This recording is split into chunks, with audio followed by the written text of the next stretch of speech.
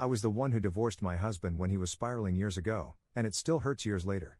He's doing so much better nowadays, smiling so genuinely, and I'm not sure if I should reach out to tell him I miss him.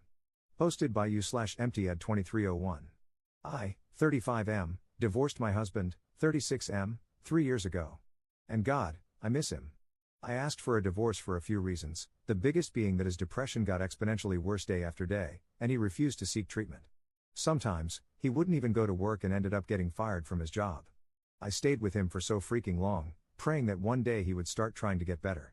It was all I ever wanted, but that day didn't come. I sobbed the entire time I signed those papers, and when I handed them to him and asked for a divorce, he just gave me the emptiest, deadest look and signed them without a word. My heart felt like it had been shattered with a hammer. Anger, sadness, and fear tied together in the world's tightest, ugliest knot set deep into my chest. I put on a brave face for my friends, tried to frame it as the shackles coming off and a new beginning, but it was a lie. It just hurt, and it keeps hurting, and it will never stop hurting. He was my soulmate. I'll never love anyone like I loved him. He used to be so sweet and loving, so passionate and happy, everything a man could want from another. They say each day gets easier, but it hasn't for me. It's been 3 years, and I'm still reaching over to the other side of the bed in the morning to pull him close, and it always stings when my hands touch fabric instead of his skin. It's been 3 years, and I'm still expecting to see his car in the driveway when I get home from work. It's been 3 years, and my heart isn't any less broken than the day he left.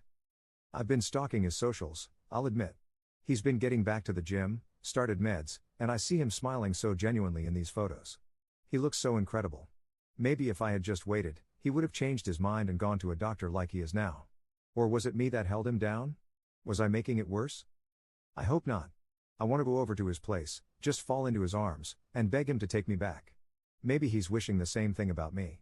If there's even a chance I could have my boy back, I feel like I should try. I'll never know otherwise. Edit. 1. I am a gay man. My husband is a gay man. I am not a woman. Yes, I know I'm effeminate and kind of emotional. Get creative. 2. My husband was a binge drinker. He refused treatment no matter how much I begged. We got antidepressants, but he wouldn't take them. I know he started meds now because he's posted about them in his 2-year sober chip that he got last month. 3. I never stopped loving him. I never loved him any less. Near the end of our marriage, I started drinking to cope. The second I realized I knew he was dragging me down with him, and I couldn't help him anymore. I didn't leave the second it got hard. Many of you are being kind of rude. I'll accept that I wasn't the perfect husband, nobody is. But claims that I never loved him are just wrong and make me feel sick to my stomach. Edit 2. No, I am not the catalyst for this. His depression started when his younger brother died terribly and unexpectedly. It's not because he just hated me so much. We were childhood sweethearts and had been together for years when this happened. Relevant comments. Commenter. Sometimes, people just cannot progress until they hit rock bottom, and maybe your leaving was that for him. It doesn't necessarily mean you held him down, he just couldn't find the desire and motivation to progress while you were holding him. Don't beat yourself up. It wasn't your fault he was sick and didn't want to ask for help. In the end, we all need to want that help. Without it, all other people's efforts are worthless. If you ended things amicably, you can always hit him up and ask how he feels. Maybe he'll ignore you, maybe not, but you'll know you've tried. And stop stalking him, that is keeping you from healing. Ops response. Thank you, I needed to hear a lot of this. Maybe I'll call him just to see how he's doing. He doesn't hate me, I know that much. I'd like to see him regardless. Commenter 2. If you do this, just be honest with yourself about your motives. Update 3 days later. Well, with Reddit's advice, I did it. A few days ago, I called my 35M ex-husband, 36M, whom I divorced after 6 years when he refused to seek treatment for his depression. I called him later in the evening. It was the first time we'd spoken since a bit of trouble he'd had while he was still drinking 2.5 years ago. He picked up on the second ring. Our conversation was a little stilted at first, as expected, but he said he was really glad to hear from me.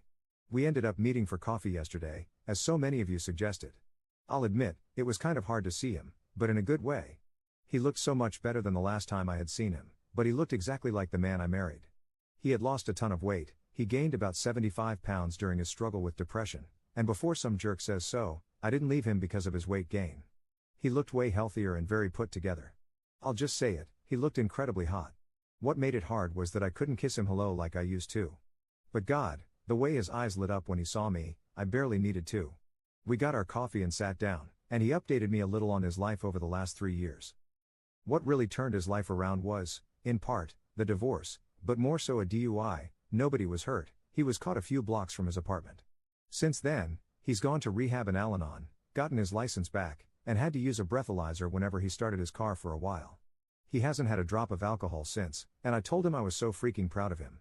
He's also started antidepressants and made a point of telling me they're not SSRIs, but when I asked what that meant, he got embarrassed and said, "Never mind, I'm still confused."